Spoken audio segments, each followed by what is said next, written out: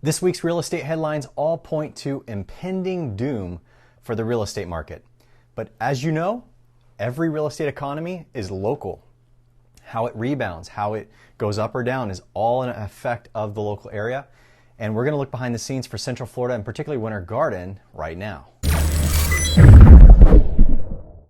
everybody, Jared Jones. Today we're standing in the face of a week of issues where there's a lot of changes in the real estate market, and then a lot of folks on YouTube, a lot of different news outlets are using that for clickbait to push people into pursuing headlines that talk about tsunamis of foreclosures and a crash coming soon and all these kinds of things. The driver of this news is that the foreclosure moratorium was lifted, but then it was reversed and it was put back in place, at least till October, by the CDC. Don't ask me how the CDC has the right and power to do that. That's another video. One of the major headlines this week by the Washington Post: a tsunami of deferred debt is about to hit homeowners, no longer protected by a foreclosure moratorium. Now, the crux of this particular article is talking about how all these people, there's millions of people who last year when COVID hit, called their mortgage company and put a pause on their payments. Well, the time is coming due on a whole lot of those mortgages this fall. What the author writes is that about 1.8 million homeowners still in forbearance as a safety net is being removed. About 1/5 of them will not be able to extend their forbearance past September. For 1.8 million people, there's going to be almost 400,000 homeowners who can't kick the ball any further. They're going to be in a position where they've got to pay it or they have to figure out something to do with the house.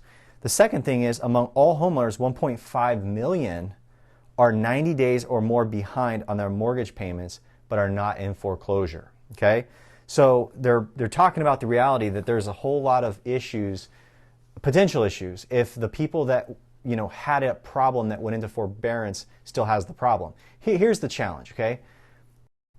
Let's say that there's a whole bunch of properties and there's a whole bunch of borrowers in trouble later this fall, okay? What are they going to do?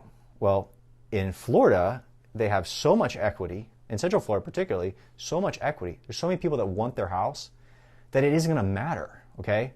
If all these people that are in just our area or in any area that's hearing this, if you're in a different market in Florida, if your house or if you have neighbors that are in forbearance and they bring their house to the market, it's going to be absorbed super fast. And the reality is nearly no one in Florida is underwater. So the only danger of a person who needs to cycle out of their house into something else is, can they get their money out of it? Can they sell it? Can they unload the burden? And I'll give you a statistic. In Central Florida right now, there's in just Lake and Orange County, which is a major part of the Central Florida area, there's almost 3,000 active homes for sale. It's about 2,800 homes. Out of 2,800 homes, you know how many of them are underwater? 4. 4 out of nearly 2,800. So you're talking about a very, very, very small amount of folks who may not have an option to get their home sold and pocket the cash they need to create, buoyancy. Now, I understand the reality is they've missed payments for 18 months, many of these people, okay, or 16 months or however many, almost 2 years in some cases. That's going to add up their interest they owe and all that kind of stuff. But the reality is homes have gone up so much faster in the past year, particularly in Central Florida, that in all likelihood, it will not make a difference, okay? But let's take a look and dive deep into Winter Garden specifically, okay? So the graph says Orlando, Florida on it. But in Winter Garden, we are still dropping. In Central Florida, wide, everywhere. The amount of time it takes to sell a home is still falling every month, month after month. In fact, it's at a point now where it has not been as low as it is now since back in 2005. So it's historically low in how long it takes to sell a house, which means that there's incredibly high demand still. The next graph I'm showing you is called average sold to ask ratio. This is how much a seller gets versus their asking price. You can see it's record high. It's still climbing, okay?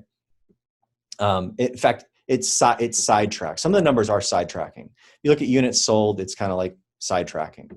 But still, we're still selling a record number of homes is basically what you can take from that. The average price of homes sold. Now, again, this is particularly in Winter Garden.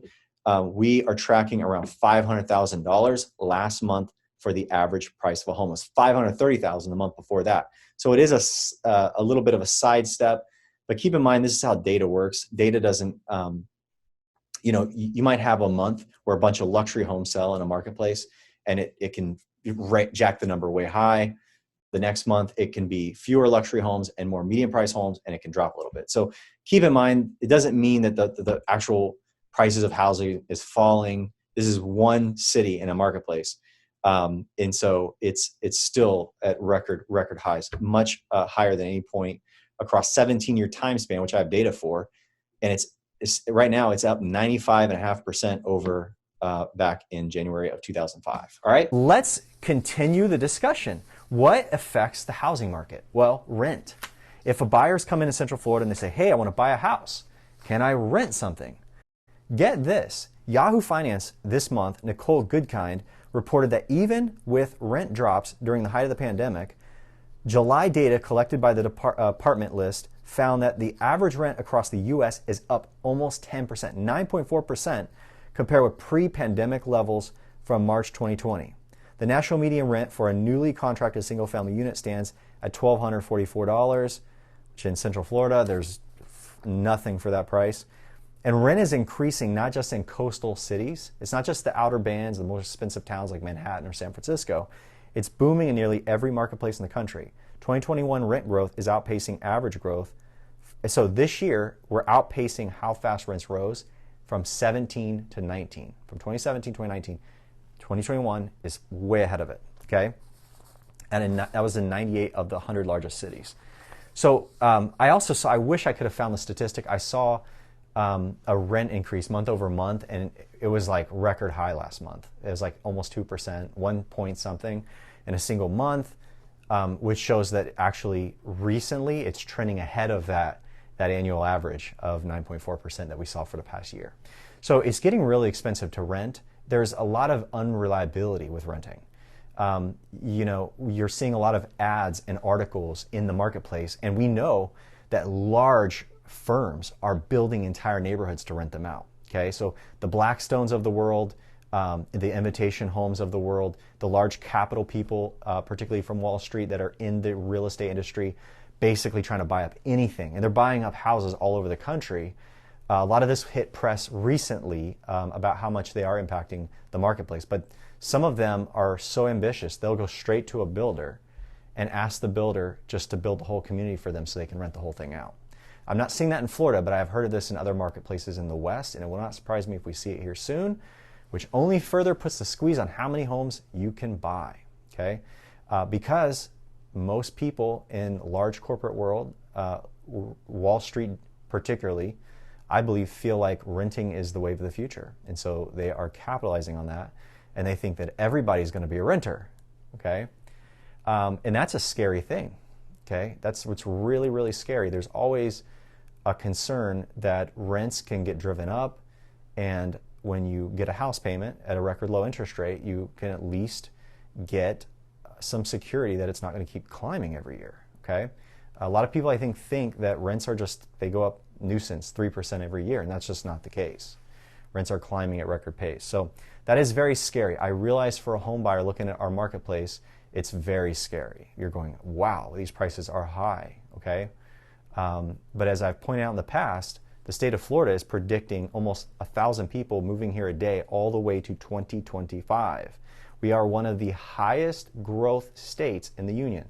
Depending on which statistic you look at, we're at 2 or 3 out of the 50 states in terms of how many people are trying to get into Florida, and it's only putting the squeeze on prices further. And a lot of those people are coming from states where the real estate that they're leaving behind is still way more expensive, and Florida looks like a bargain even at our higher prices.